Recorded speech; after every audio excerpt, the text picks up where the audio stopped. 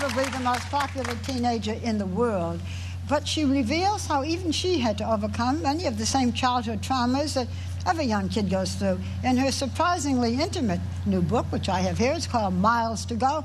Please welcome Miley Cyrus.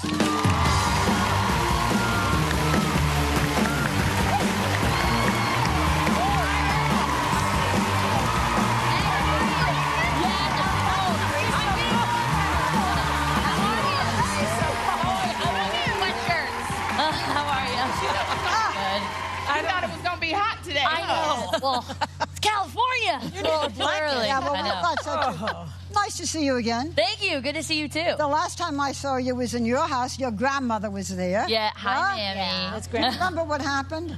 We had a toilet incident. Yeah, because of us. Yeah, but it's okay. It's okay. Toilets are okay, Grandma? Maybe? We had a little spillage, but it wasn't me. It was her people. It was us. Okay. In any event, when we were there last year, you did Academy Award. My mouth is so cold I can't talk. And you were very happy. Everything was great. Family was great. School was great. So obviously there was a lot that you were keeping back. Because yes. It wasn't always such a perfect childhood. Right, which I kind of like explain in my book mostly because I felt like that was a time that I could say more of what I wanted to say without, you know, people taking only quotes. It's easy for magazines to look at different interviews and different things that I do and pull quotes. So this was one where I had complete and total control, and I was writing with Hillary Lifton, who totally only wanted the best for me and wanted me to say what I needed to say. So I felt like it was a perfect time kind of to put everything, and, you know, everything is great, and I live like a great life, and I'm definitely not complaining, but, you know, it's definitely something that was hard. Like, growing up wasn't as easy as it seems. Do you still have your own wing in your own house? Yes. I love that. That is a dream. Except my brother is next door and just two little rooms over, and he just got a drum set. It is torture. I hate it. He's like banging on it. I'm like, you know, can you just like chill out? It's like, you know, 11 o'clock. Like, I'm trying to say, if it was you, you wouldn't get in trouble. You can blast your music all the time. I'm like, oh my gosh, just like relax. There's my brother's crazy. Sibling rivalry. Exactly. Yeah. No, but I love my brother. But in the book, you're very honest, and I think a lot of teens will relate to the things you've gone through. One thing you talk about, honestly, is in the 6th grade when you were living in Nashville, right? You were being bullied, and it got to a pretty bad point. I mean, it was named, you call it Operation Make Miley Miserable, is what was going on. So who was bullying you? What was really happening? And how bad did it get?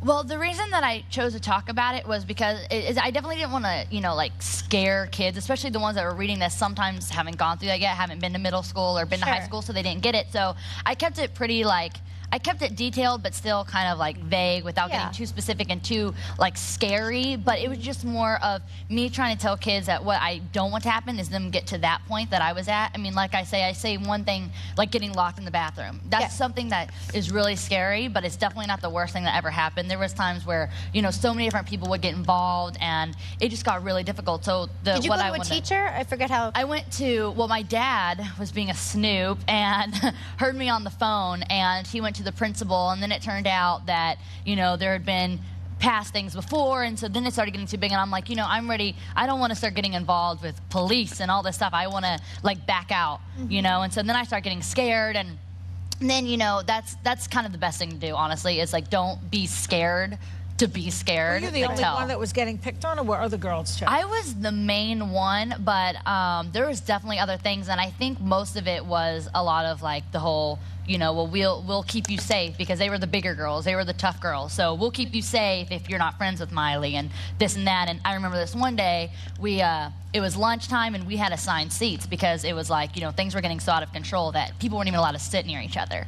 And it was assigned seat day, and you could choose your assigned seat, but wherever you sat, that was where you were for the rest of the year, and no one sat with me. So for the rest of the year, I sat alone every day. And so that's the scariest part, just being alone. Do you think they were just jealous of you because your father was rich and famous? Well, that's kind of like the way I think about it now, but you never think of that when you're in the situation. Sure. You had said that, you know, when you found out you were going to be Hannah Montana, you wrote that you were thinking, get me out of here, get me away from these girls. And then you said that it felt like God had saved you from an impossible situation.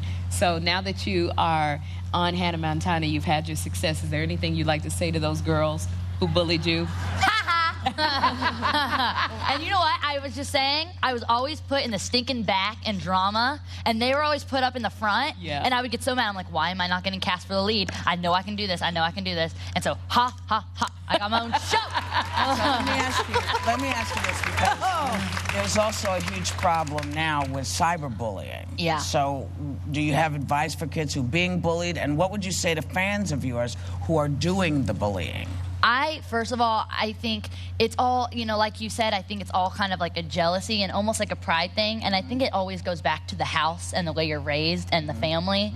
And I feel like, you know, if you feel like your parents are real tough and you don't have anyone to talk to, you have to take it out on, you know, on other kids and whatever. And don't be the tough one. Don't be the strong one, because you're only going to get hurt later, because you don't want to be there 30 or 40 years later, you know, and sitting there being like, oh, you know, I could have had such a great childhood and I missed out on it.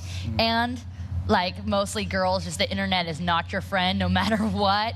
Is just, you know, just be careful. The internet's definitely scary. And even my little sister, she's 9 and just tried to get a MySpace, and I went on there and like deleted it because it's just not safe. Just don't do it.